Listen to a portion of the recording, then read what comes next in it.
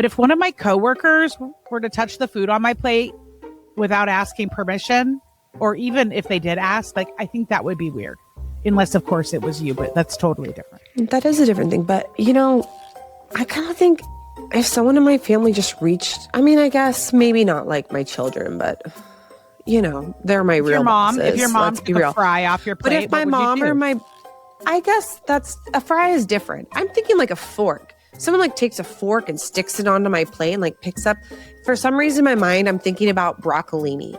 If somebody took a fork, put it on my plate, and took a piece of broccolini without asking me, that's in my family, I wouldn't be mad. I would just be like, that's kind of weird.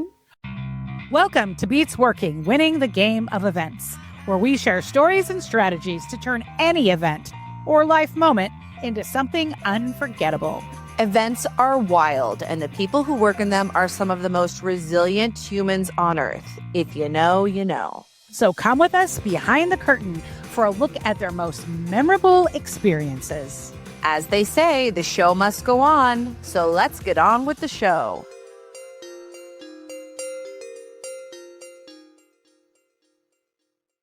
Welcome back to another episode of Beats Working, Winning the Game of Events. Today on Beats Working, we're diving into a book that comes up again and again and again and again and again in conversations about leadership. Leaders Eat Last by Simon Sinek. As people who've spent our careers in the event industry, this book really resonated with us because it speaks directly to the high-pressure environments, the very long hours, and the responsibility of leading people through chaos. And even though we love chaos, not always. This isn't theoretical leadership. This is about trust, safety, and showing up for your team when it actually matters. So today we're breaking down the top 5 takeaways from the book and talking about what they mean specifically for event professionals, from planning phases to show days to loadout. Libby, you're a really good Vanna. Thank you. Thank you. I don't know if people could see, but I was just peeking out from behind the book. Both sides. Yeah. Top, I guess, bottom. yes. If you're not watching us and you're still listening to us, you are missing out on our really crazy facial expressions. And in this case, Libby being Vanna White, waving around the book. Sometimes you gotta just let your inner Vanna fly, And since you are waving it around, if you follow me at all, then I do love to judge a book by its cover. Mm-hmm. And I like the cover of this book. It's a great cover. It's a great cover. You can see it from like across the room. You know exactly what it's trying to message. And I think it's a great cover. It's clean. It's got some gold on it, which I love. I'm in my gold era. Yeah, little foil. You are in your gold era. And it now has an expanded chapter on leading millennials. Oh, you know how much I love millennials. I wonder when they're going to do Simon's going to have to do an expanded chapter on leading Gen Z too. Mm-hmm. Yeah. At some point. Yeah. It's happening. Okay. So we're going to get started. We're going to keep this quick today. We've got 5 takeaways. So takeaway number 1 is leadership means taking care of your people. So this is a pretty obvious one, but the core idea is leadership is service, not status, especially in high stress, live enviriments. And I, as you know, as a leader, love to take care of my people. You do. I love it. You do. And you're very good at it. Thanks, Libby. Yep. And Simon says leadership is not about being in charge. It's about taking care of those in your charge. And I think in the events world, especially, and in every world, but come on, we're talking events here because that's the best industry ever.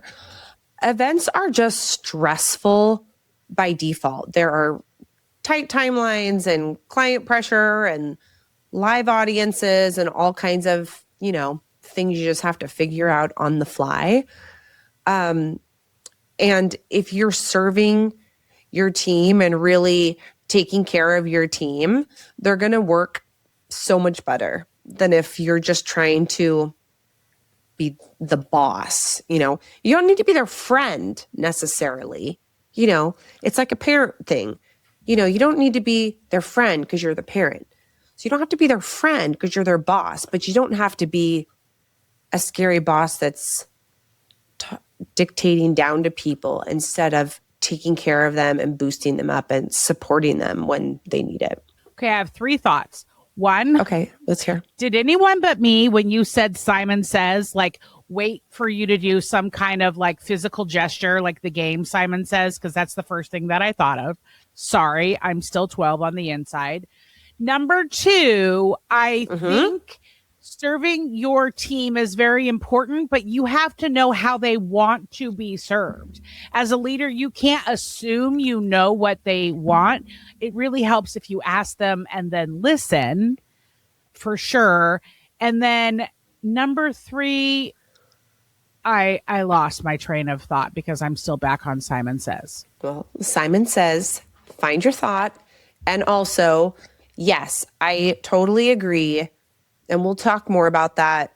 That actually speaks to another point that we touch on. Oh, I've got it. And we'll talk about that later in the... Oh, go ahead. I've got it. Simon Says go. Simon Says go. It was when you talked about the parent, if you're the boss, you don't have to be the friend. You can be friendly, but you don't have to be the friend. I just wanted to bring up, I don't like it when people call family, like work people, family. It's not your family. Your family, you're kind of actually stuck with, and you didn't actually get any choice, right? Your work people, you do have a choice. And so you can love working with them and being in the trenches, but I used to refer to work as family way back in the day, but I have since come to think that that's a blurry boundary that should not be crossed because it's not really true. And so I don't like work family. I like work people. I would agree because I think the term work family, I think that breeds a toxic environment, and that really can, it is, and it can really, cause you to not be able to establish and or maintain your boundaries because you have this idea that they're your work family. So yeah, I would I'll do anything for them. And I think it can really be unhealthy in the long run. I agree. You can love the people you work with and treasure them as people outside of work. But when you're in a work environment, this is a professional relationship. They are not your family. You don't owe them anything in blood. You just owe them the work, and also keep your boundaries, people. I think about it like your family, at least in my house, your family can totally eat off your plate without asking your permission. But if one of my coworkers were to touch the food on my plate without asking permission, or even if they did ask, I think that would be weird. Unless, of course, it was you, but that's totally different. That is a different thing. But, I kind of think if someone in my family just reached, I guess maybe not like my children, but, they're my real bosses. If your mom took a fry off your plate, but if my mom or I guess a fry is different. I'm thinking like a fork. Someone takes a fork and sticks it onto my plate and picks up. For some reason in my mind, I'm thinking about broccolini. If somebody took a fork, put it on my plate, and took a piece of broccolini without asking me, that's in my family, I wouldn't be mad. I would just be like, that's kind of weird. But if your coworker took their fork and forked your broccolini, that's not okay. That would be very weird. That would be very weird. And this all ties together because remember, the book cover is The Leaders Eat Last and it has a plate on it. So we are staying in theme. I know you might have thought we might have gotten off track here, but really we're going to tie this all together with a beautiful bow. Broccolini's on theme. Broccolini is on theme, people. Okay, we better move along. What's takeaway number 2? Okay, takeaway number 2, trust is built long before the event. And so the core idea here is that trust isn't going to magically appear on site, but it's really built through consistent leadership behaviors. And Simon says that trust is built when leaders consistently choose the interests of others before their own. Thoughts, Alysse? No, I totally agree with that. And trust gets built in the little things that you think don't matter but add up over time. In the same experience, though, you know the phrase death by 1,000 paper cuts? Oh, yeah. If little trusts are broken for me along the way by a leader, at a certain point, the straw hits the camel. You know what I'm saying? Yeah. Like I can't. Once trust gets too broken, it's really hard for me to bounce back from that. And, you know, I think it speaks to this, you know, the idea that it doesn't just matter what's happening in the execution of an event, but the planning of it, everything that leads up to it, how you're treating people, how you're treating your team, how you're treating, you know, just your colleagues, even if you're not, you know, don't have a team that you're directing, but you have a team that you're on. That's really going to shape the memory and the cohesiveness of your team work. Yes. Sounds a little redundant, but you know. And mistakes happen. And when I'm working with someone who makes a mistake and they own it, that actually builds so much credibility and trust with me. And I hope that when I make my mistakes and I own it, that has the same effect. Right? Because mistakes are always going to happen at events. Like somebody's going to forget something. Somebody's going to drop something. Somebody's going to do something at the wrong time. Like it's going to happen, but you got to own it and not blame it on other people or other things. Yeah. And then you can trust that, you know, you're going to figure it out and that it's okay for you to also make a mistake. You know, if somebody makes a mistake and they own it and are all in on fixing it and figuring it out, it creates that environment that, you know, leaders really should be fostering where it's okay to make a mistake. You know, we're not perfect people and we can figure it out. We can fix it. Yeah. All right. Takeaway number 3 is that leaders set the emotional temperature. Stress is contagious, but so is calm. And Libby, this is where I tip my trucker cap to you because you guys, if you've been listening to this podcast before this episode, then you know that Quack, Libby quack. is the queen of the duck. Thank you for the quack quacking. She looks smooth and calm as she just glides across the pond or the river, seemingly with no effort. But underneath the water, she's just a scrambling. She's just a scrambling like a maniac. But because you don't see her little webbed feet doing that and you just see calm, you'll be calm. And it is so true. I have worked so many events where somebody loses their shit and it's just not helpful. It's not helpful when they get all stressed out because then it's going to make everybody around them stressed when they don't need to be. Oh, totally. And it derails people. You know, I think about, you know, events where, you know, load-in took way too long, setup took way too long. Now we're trying to get a registration people trained and we have like 15 minutes and there's a big long line out the door of people like already waiting to get in. And if you stressfully, crazily tell them these instructions and then whisk away, then they're already in this sense of, you know, kind of panic and frenzy. And if you just calmly give them the directions, just, you know, this is what we're going to do.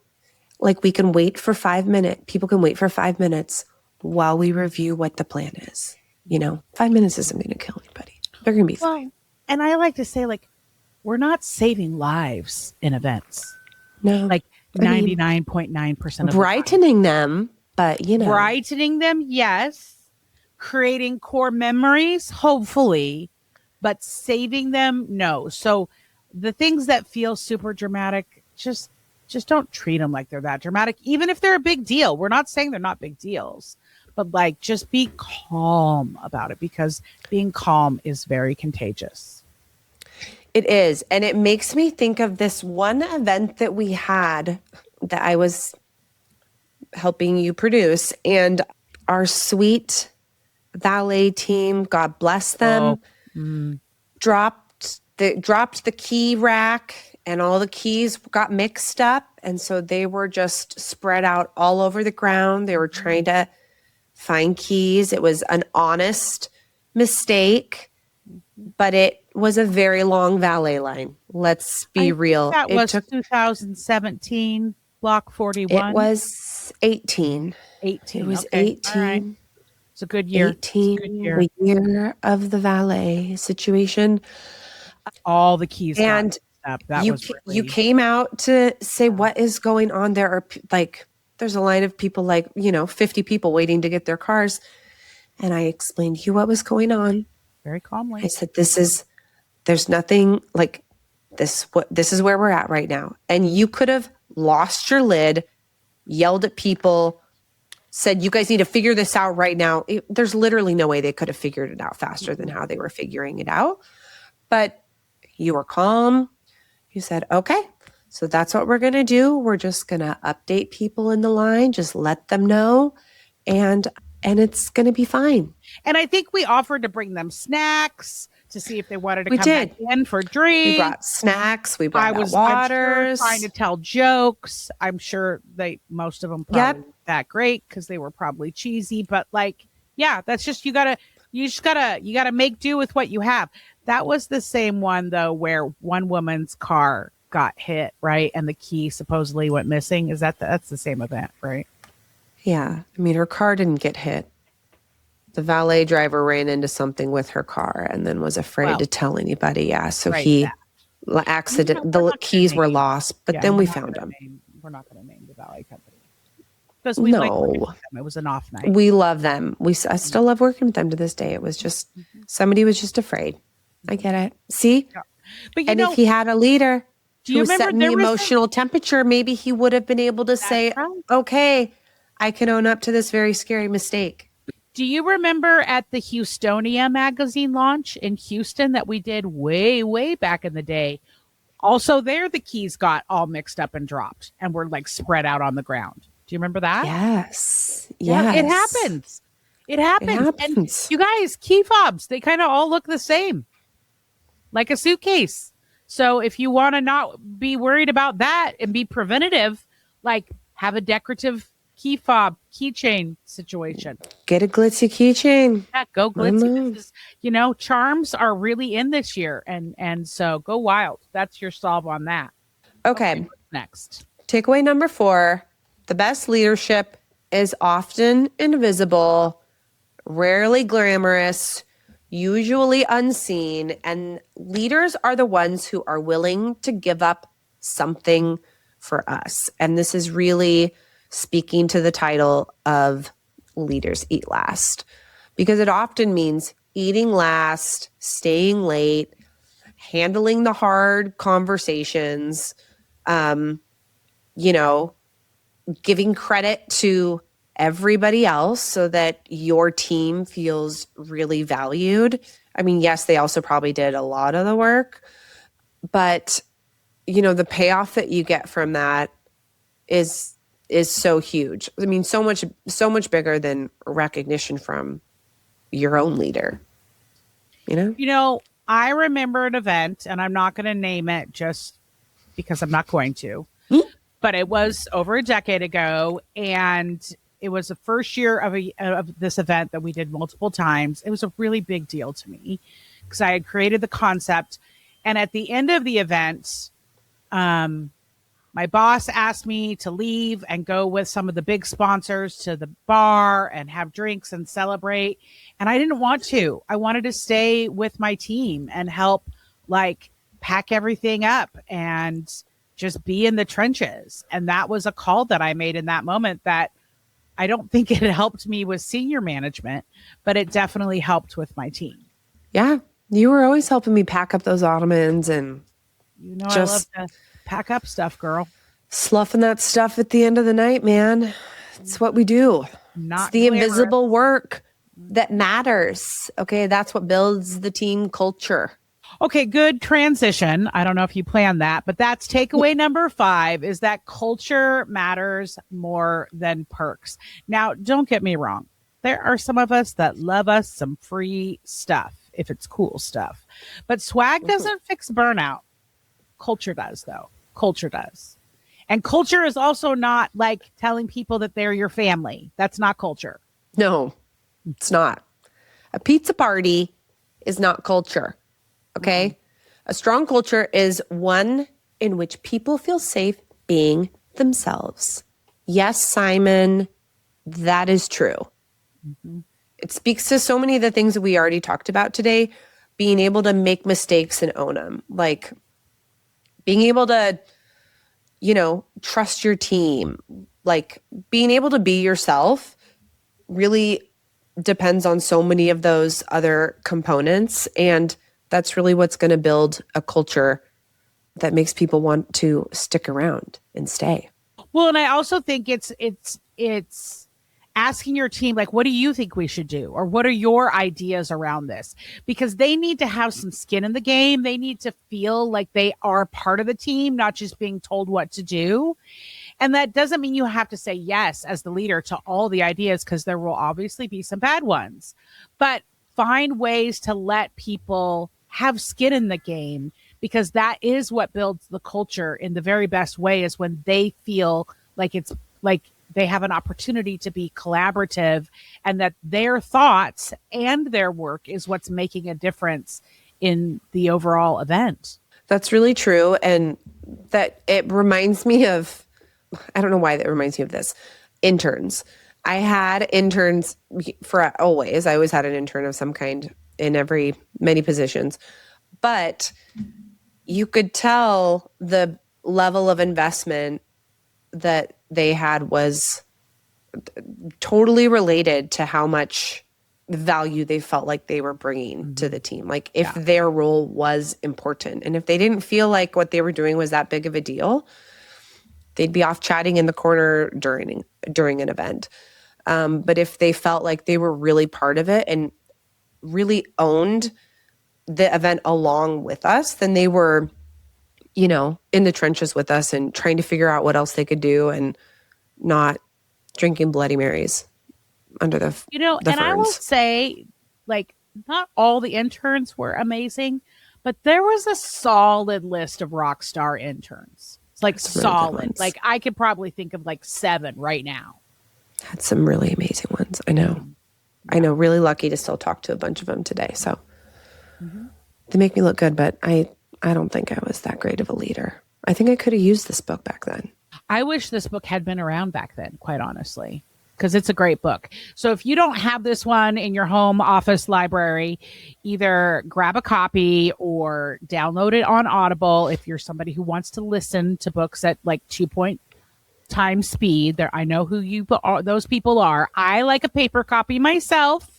But I also do think there is something to listening to Audible books when you're, doing mindless things like vacuuming or driving or whatever. Yeah. Folding laundry. I like a paper copy. That's why I vanted this for everybody. Yes. Because I like to dog ear things. I like to highlight things. I like to make notes. I think it sticks in my brain more.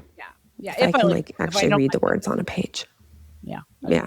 All right. Well, if you were going to score this book on a scale of 1 to 5, 5 being like, if you're in the event world, you have to read this book, or you shouldn't be in the event world. What score are you going to give it, Libby?